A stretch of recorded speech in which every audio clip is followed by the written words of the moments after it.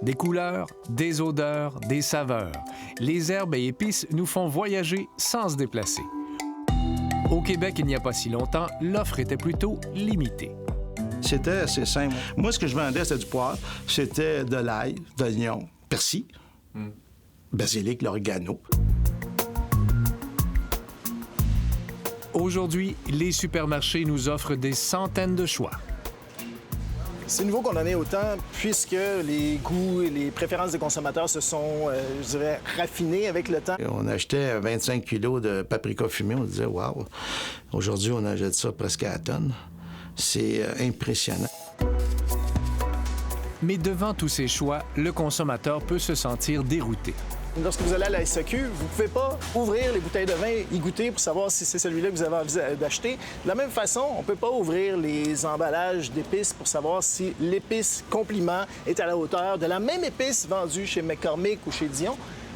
Vous devez faire confiance à ce qu'on appelle les indices extrinsèques de qualité. Et ça, c'est d'abord et avant tout le prix, mais également l'emballage et la marque. Il faut faire preuve d'imagination pour se démarquer et compétitionner avec des géants comme McCormick, à qui appartient aussi Clubhouse. Les épices Dion ont donc décidé de présenter leurs produits dans des petits contenants de plastique empilables. Notre contenant, nous autres, fait 22 ans qu'on vend des épices. Et on a amélioré encore le concept énormément au niveau de l'air qui peut rentrer à l'intérieur. Les sœurs en vrac, elles, ont plutôt opté pour des contenants métalliques et un positionnement différent en épicerie. À un moment donné, on essayait d'avoir de l'espace de tablette, puis ils ne voulaient pas nous en donner. Donc, on s'est dit comment est-ce qu'on va pallier à ça. Puis c'est en fabriquant un rack, puis en leur disant, bien, voici votre rack, voici votre concept. Avez-vous 2 pieds par 2 pieds, puis mettez-le là, puis si ça ne vend pas, on va le reprendre. Le type de contenant a une influence sur le prix.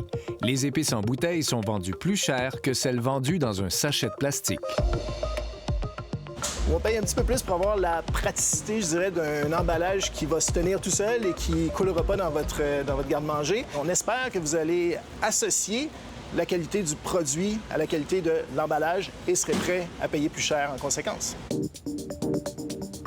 Mais est-ce que les épices plus chères nous en donnent plus pour notre argent? L'épicerie a demandé à Claudine Tarte, une spécialiste d'épices, et à 2 chefs, Marianne Bédard et Jonathan Garnier, de se prononcer sur la qualité d'une quarantaine d'épices moulues et d'herbes séchées parmi les plus populaires, des moins chères aux plus chères. Notre panel goûte à 5 échantillons de cumin, dont les prix varient de 3 à 16 $ le 100 grammes. Les nez sont pas mal, mais les goûts, c'est super court en bouche.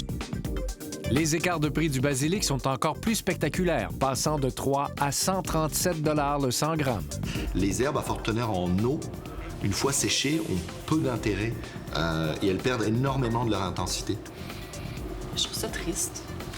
Au nez, c'est triste, ça sent rien. Comparé à un bouquet, là, c'est ça. Aussi goûté, cannelle, ail, laurier et poivre moulu. Au final, malgré les écarts de prix, notre panel considère qu'il n'y a pas de grands écarts de goût entre les produits.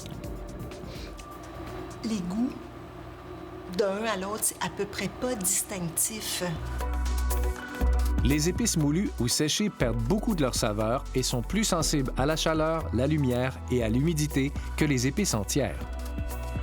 C'est pour ça que, malheureusement, les petits sacs transparents, les bouteilles transparentes, c'est super joli. Ça va très bien pour les ranger sur les tablettes et tout. Et d'une certaine façon, on voit le produit.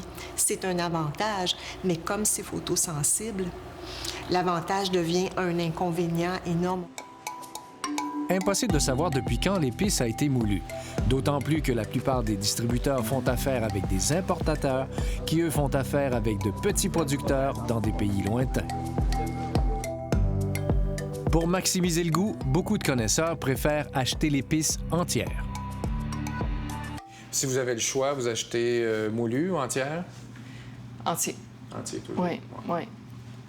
Pour être capable de prendre un moulin puis une moule à la maison, c'est sûr qu'il y a plus de goût avec l'entier qu'on moue soi-même. Acheter l'épice entière ou l'herbe fraîche vous protégera de certaines fraudes alimentaires. Selon l'Agence canadienne d'inspection des aliments, 30 des épices sur le marché sont non conformes, soit pour des raisons d'étiquetage, de salubrité ou encore d'authenticité. Par exemple, dans certains poivres moulus, on a retrouvé des morceaux de branches ou de feuilles broyées. Quand vous achetez une graine entière, vous savez, ça en est une. Donc, je veux dire, ça peut pas être 10 choses. Ça peut pas être un mélange, ça peut pas être ajouté avec plein d'autres produits, coupé avec de la poudre de brique.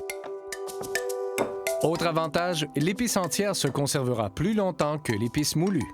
Je pense que si tu fais l'achat d'un sachet d'épices qui est gros comme ça et que tu vas pas le consommer avant les 3 prochaines années, moi, je dis que tu n'en as pas besoin. Va cogner chez ton voisin. Parce qu'au fond, tu n'en utilises pas.